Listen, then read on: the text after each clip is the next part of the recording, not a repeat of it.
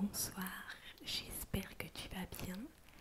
Aujourd'hui, je vais donc refaire une lecture à voix basse sur les péripéties et aventures qui arrivent à mes joueurs donc sur mon serveur RP écrit Life or Death.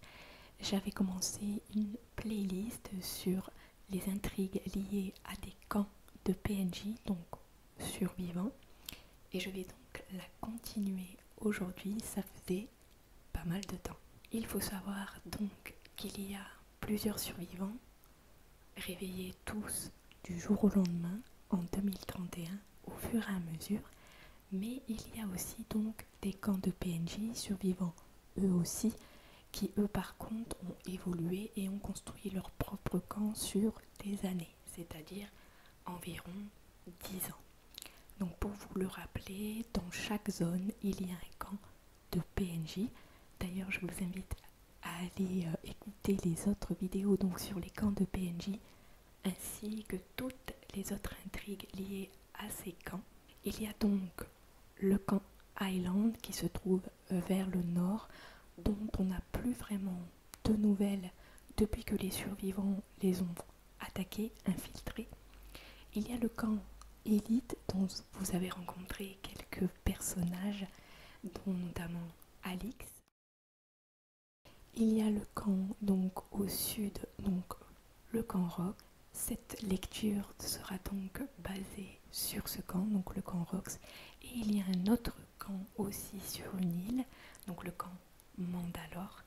Et enfin, vers l'est, un camp dont je ne dirai pas le nom parce que il a subi beaucoup d'attaques au cours en fait de l'histoire Life or Death. Donc il n'est pas très stable, on va dire. Voilà.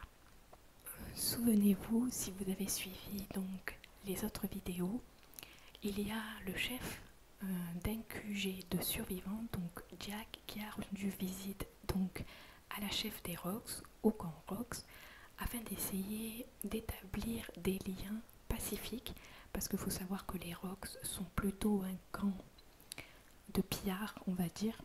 Ils ont leurs propres lois, leur propre façon de faire, ils ne sont pas très sympathiques. Donc les survivants avaient essayé par un dialogue de faire la paix entre guillemets avec ce camp Rox, mais la chef n'était pas du même avis, donc l'échange s'est plutôt mal terminé. Après donc cet échange un petit peu houleux donc avec la chef du camp Rox, le chef des survivants, Jack, a donc envoyé l'un de ses alliés, donc son bras droit et ami, Kaz, vers le camp Rox pour obtenir des informations.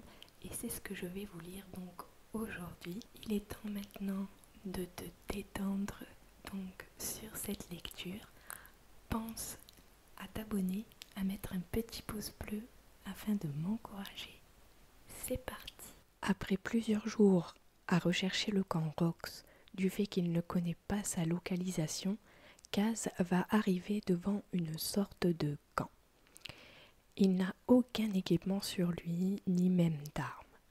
Cela faisait partie de sa stratégie et si cela fonctionne, il pourra peut-être obtenir des informations sur les Rox. Il va donc avancer vers l'entrée, très surveillé. J'ai une chance sur 2 de réussir. Plusieurs têtes sont sur des pics en haut des hautes barricades en tôle, probablement des membres du camp de l'Est, le camp La Maison. Ce camp fut attaqué par les Rox il y a peu. Ils ont tout détruit et ils ont pillé, tuant des innocents sur leur passage. Durant cette attaque du camp La Maison, la chef Rox perdit donc sa fille Yolandi, tuée par une survivante. Il y a un silence assez surprenant malgré le nombre de personnes dans le camp Rox, mais des odeurs de viande grillée et de tomates parviennent aux narines du survivant. Une flèche sera tirée au pied de Kaz, lui signifiant de s'arrêter. Ainsi résonne une voix masculine, un garde probablement. « Stop, le vagabond, qu'est-ce que tu veux ? t'as 5 secondes pour t'expliquer avant que je te descende. Kaz regarde les alentours, voyant quelques têtes.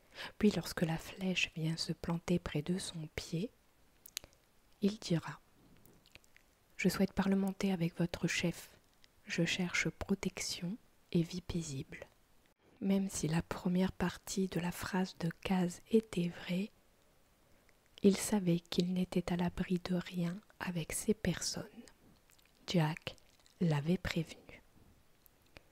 Après quelques minutes d'attente et de silence, les grilles du camp Rox s'ouvrent. Une jeune femme en sort, armée d'un petit lance-flamme et accompagnée d'environ 4 hommes. La fille aux cheveux roses arbore un large sourire mesquin quand elle s'approche de Kaz. Elle n'est pas très grande, porte une jupe, des collants troués, ainsi qu'un gilet à capuche.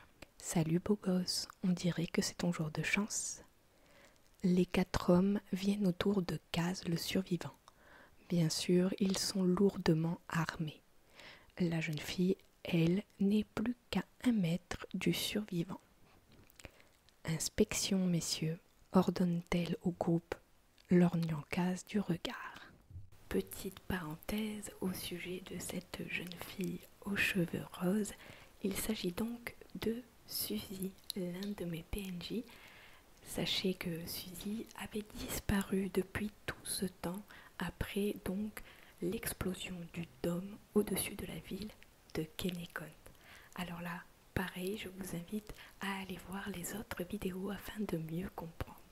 Donc Suzy fait sa réapparition plusieurs mois plus tard alors qu'aucun des survivants ne sait ce qui lui est arrivé depuis. Et bien voilà, Suzy est découverte donc dans le camp Rox. L'un des gardes s'approche alors du survivant. On lui demande de bien écarter les jambes et les bras afin d'être fouillé assez brusquement. Pendant ce temps, la jeune fille aux cheveux roses explique. « Bien mon petit coco, t'es clean on dirait, mais je préviens, la chef est carrément pas de bonne humeur. La regarde pas trop avec insistance, ce n'est qu'un conseil. » Le rire de cette fille est presque insupportable, aigu. Elle fera ensuite un signe de tête et Kaz sera escorté à l'intérieur du camp. Elle le fera traverser une place où beaucoup de détritus avaient été poussés dans les coins. Juste en dessous, de cages suspendues où des corps gissaient, morts de faim, de déshydratation ou de mauvais traitements. Peut-être des anciens membres du camp La Maison. La jeune fille finit par ouvrir la porte d'un grand conteneur, le plus grand. La chef va arriver. Au fait, moi je m'appelle Suzy, lui sourit la fille.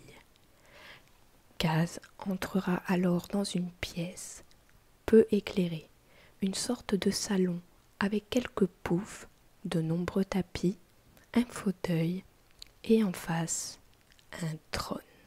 Kaz dut attendre quelques longues minutes en compagnie de Suzy dans ce conteneur. Puis une femme, assez grande, musclée, avec un côté des cheveux rasés, entrera pour s'installer ensuite sur ce fameux trône. Quand elle passera près de Kaz, elle le regardera d'un air dédaigneux. Roxane, la chef, a le visage fermé, les sourcils froncés. Après un petit moment de silence, elle interroge froidement le survivant. « Tu viens d'où ? Pourquoi t'es là ?»« Je suis ici pour obtenir 2 choses. Une place de choix dans ton camp grâce à un spectacle. Et ensuite, si je survis, je voudrais bien récupérer ce qui m'a été volé. » Kaz la regarde sans être trop impressionné. « Ce spectacle serait un combat face à ton meilleur guerrier. Si je gagne, je pourrai obtenir une place importante dans ton camp. Mais si je perds, tu pourras décider de mon sort. » Face aux premiers propos de Kaz concernant un fameux spectacle, la fille aux cheveux roses, toujours près de la porte, se met à pouffer de rire. Elle sera vite arrêtée par un geste de main levée de sa commandante, qui, elle, semblait avoir écouté avec sérieux. Roxane posera ses coudes sur ses genoux afin de réfléchir. Un sourire de coin s'affiche sur son visage. L'idée du jeune homme semblait lui plaire. On a obligé plein de gens d'un camp à nous rejoindre. Ça me plaît que tu décides par toi-même. Et qu'est-ce qu'on t'a volé ? Ce que l'on m'a volé est une veste militaire. À l'intérieur, il y a quelque chose auquel je tiens. Alors, acceptes-tu mon marché ? La chef se redresse sur ses jambes. Elle avait toujours cet air froid et distant. Elle pointe du doigt Suzy et hoche la tête. Marché conclu. Je te laisse 24 heures pour te préparer. En attendant, tu restes mon otage. Suzy va s'occuper de toi.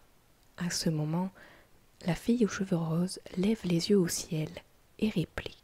Non mais sérieux là, je vais faire la babysitter. Roxane se déplace vers la sortie. Elle avait sûrement à faire. Avant de partir, elle s'arrête devant Suzy, de toute sa hauteur.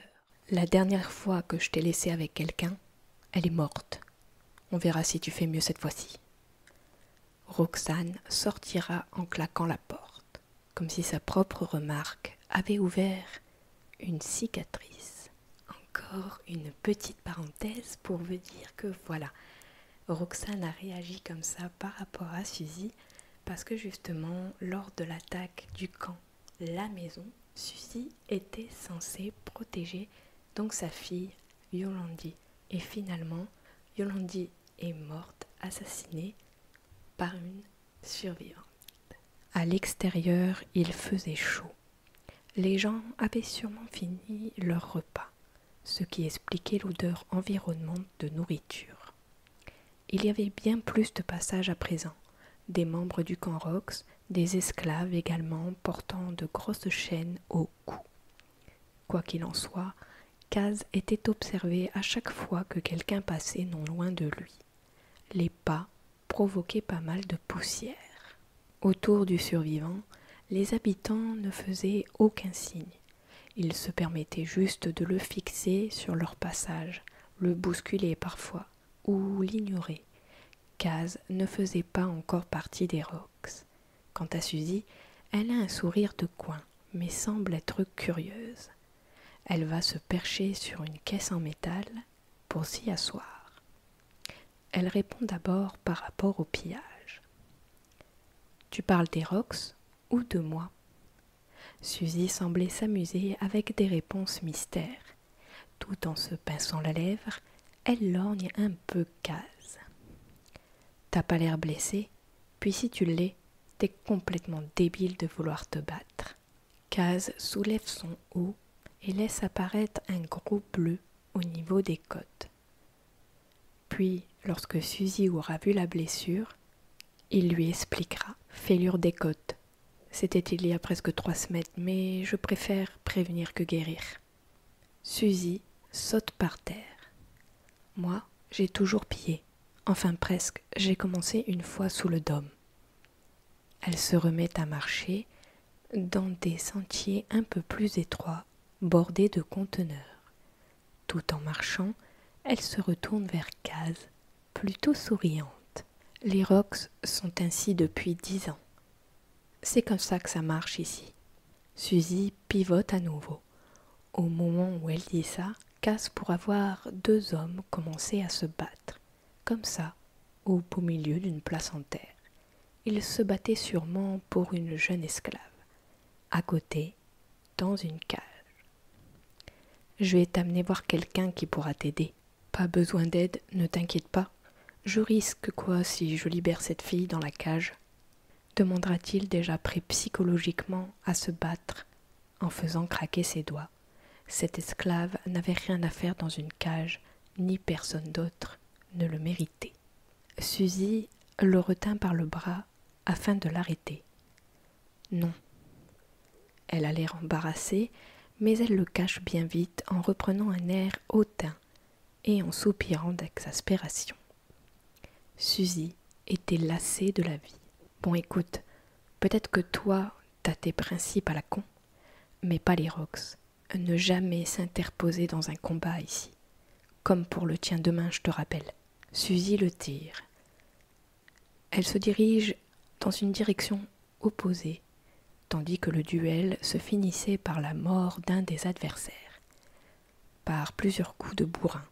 Les spectateurs applaudissent.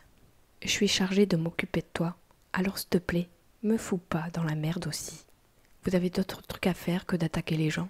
Genre nettoyer votre camp serait un bon début? Il ne cessait pas de provoquer. Suzy reprend sa marche, main dans les poches. Elle écoutait Kaz mais ne semblait pas plus choquée.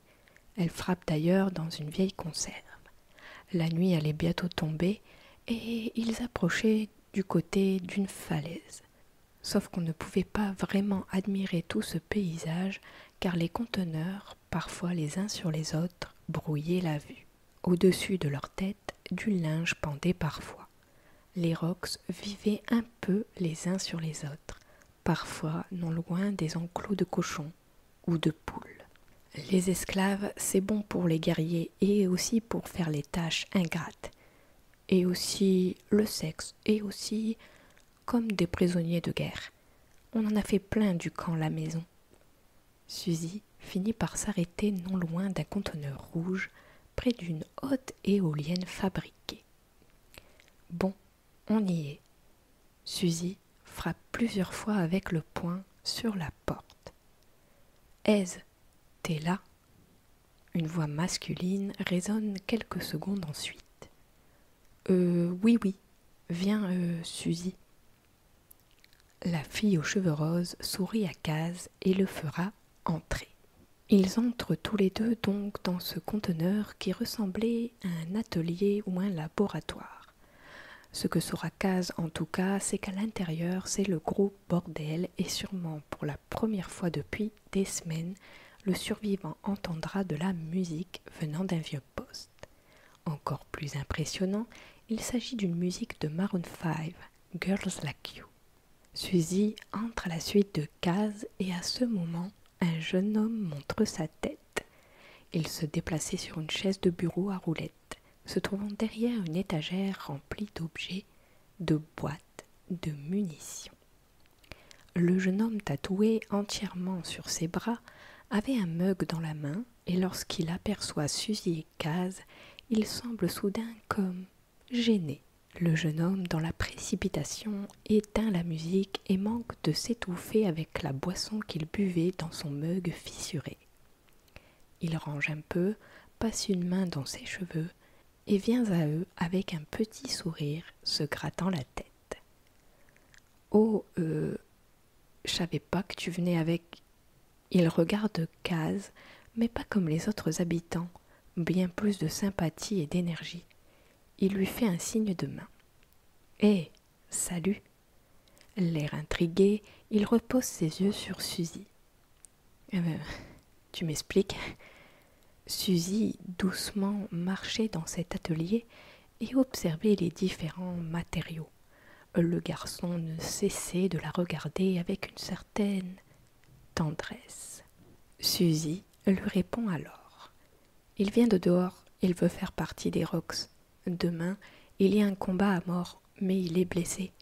J'aurais pensé que tu pourrais l'aider, Ézéchiel. » Donc, ce Ézéchiel, elle lève un sourcil et s'adresse à Kaz. « Rejoindre les Rox? Mais quelle grossière erreur !» s'exclame-t-il. Il demande ensuite. « Bon, en quoi je peux vous aider ?»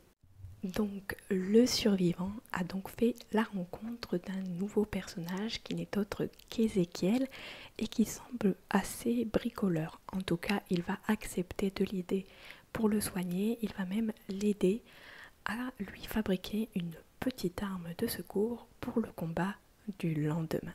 Le lendemain, donc, Kaz va devoir affronter l'un des guerriers Rox, donc de Roxane. Le combat sera plutôt violent car Junko a pas mal de force, c'est un grand gaillard, mais Kaz arrivera finalement à le tuer devant les yeux de plusieurs spectateurs, donc les habitants Rox, mais aussi de la chef Roxane.